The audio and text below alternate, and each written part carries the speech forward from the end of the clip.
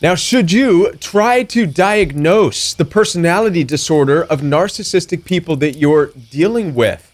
In other words, should you find out if they are cluster Bs or bipolar or histrionic? And will this help you deal with these narcissistic people and this toxic situation? Well, I think this is a very ridiculous and damaging question. I'm going to propose this question in a different way and tell you what it's implying. It's implying that the reason you experience narcissistic abuse is simply because you didn't understand their personality disorder, therefore you lack the empathy needed to deal with such people. That's ridiculous. My name is Kevin, and this is The Royal We.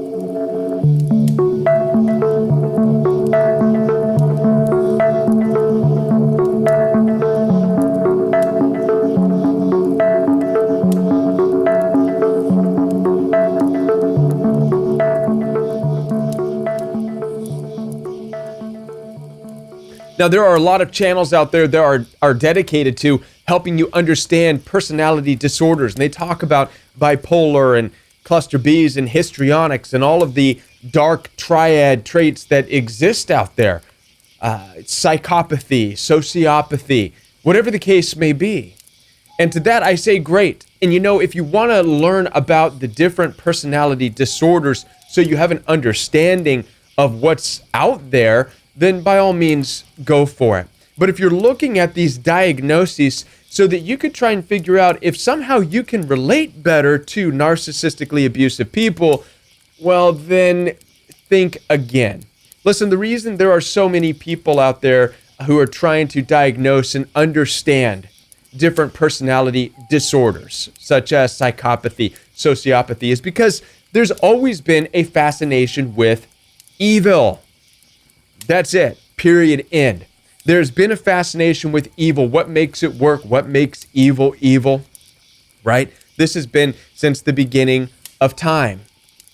And so we find ourselves in this place where people are trying to understand the mindset, why people do what they do, why killers kill and whatever, stealers steal and thieves steal and this and that. And you and I are no different. We find ourselves in this place wanting to know, why is this person who we're loving in an abusive relationship, why are they bent on hurting us? And so we search through channels and ideas and try to find the right kind of diagnosis, the personality disorder. And there's a mistake in thinking, if we can understand the personality disorder, then we can then figure out how to make that relationship work. We can figure out how to interact with it. And that is horribly wrong, because what that's really saying, as I said in the beginning, is you up to this point lacked the empathy to relate to that person, and that's not true. What you're dealing with when you deal with narcissistic abuse is you're dealing with evil. You are dealing with the embodiment of selfishness.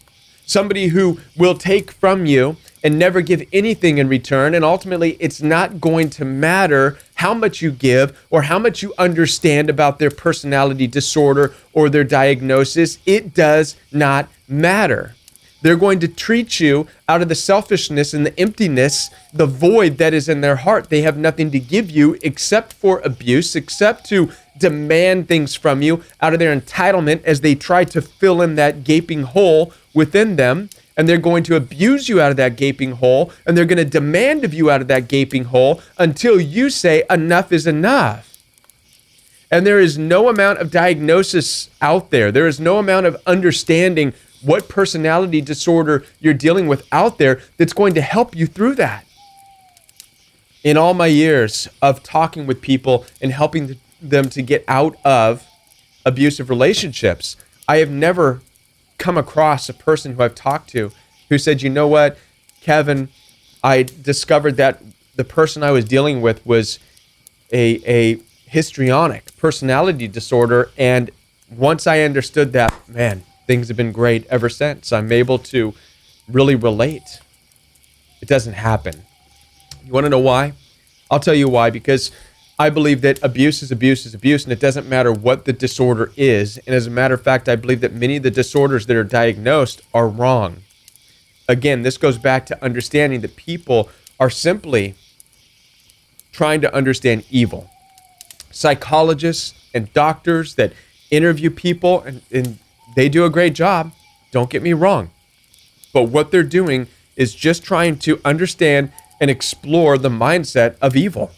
That's it. And so they come up with different names. But here's the interesting thing, is you and I have dealt with narcissistic abuse. Many of us have come in contact with sociopaths, psychopaths, and you will come across psychopaths in this life.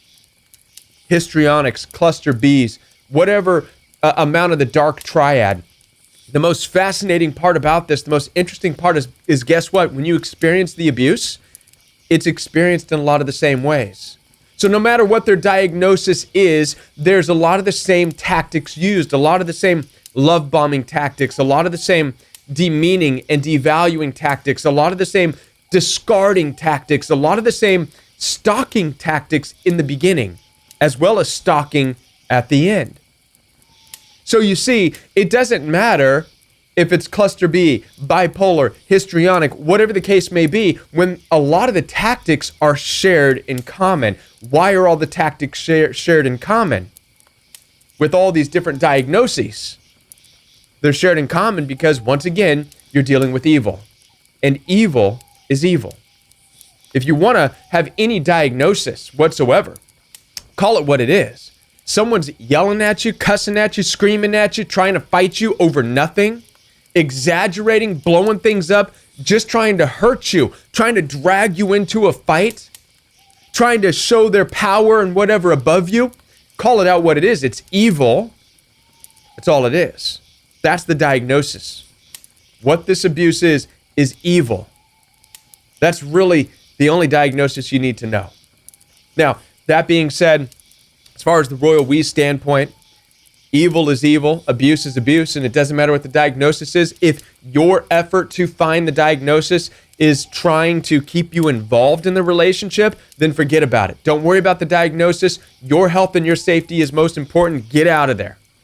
However, if you're out of the situation, if you're out of the toxic relationship, and you are just striving to understand people's mindsets better, if you're trying to understand abuse better, if you're trying to understand dominance hierarchies better, whatever the case may be, then by all means, research it. Look at what some of the great psychologists have had to say about it, what a lot of the authors have written about it.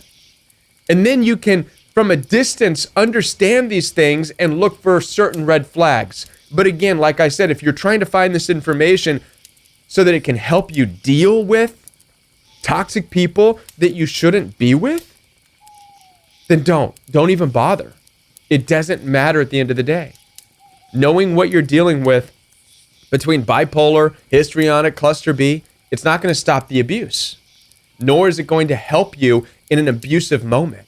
When that narcissistic rage kicks in, when somebody gets violent and hostile towards you, you think it's going to matter whether or not you know if they're bipolar or histrionic? You think it's going to stop them when you say, you're having one of your histrionic moments, or I know what's going on, you're just having one of your cluster B moments. No, it's going to do you no good. As a matter of fact, it's going to further the rage within them, and it's going to endanger you or them even more.